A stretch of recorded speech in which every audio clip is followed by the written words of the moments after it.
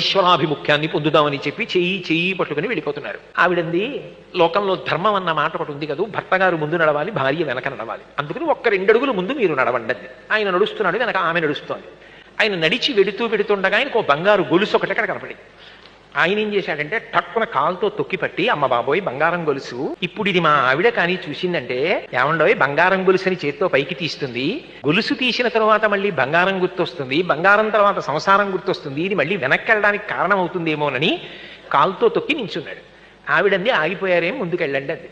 ఆయన అన్నాడు, లేదులే వస్తున్నాను, ఒక్క అడుగు నడు అన్నాడు. ఎందుకంటే ఆవిడ ముందుకు వెళ్ళిపోతే కాలు తీసేసి వెళ్ళిపోదాం, ఇక చూడదని. ఆవిడంది, ఇంకా మీకు బంగారం గొలుసు కనపడుతోందా? కలిసి నడిచినా, ఆయన ముందు నడిచినా, ఆమె 2 అడుగులు వెనక నడిచినా ఎవరు పండుతున్నారు? ఆ పండడం చేత కానప్పుడు ఇంకా ఆవిడ మీద అనుమానం. నిజానికి పండుతున్నావిడ ఆవిడే, పండుతున్న ఆయన కాదు. ప్రస్థానం ఇద్దరు సమానంగా చెయ్యగలగాలి, లోపల సమానంగా పండాలి. అందుకు పరిణయం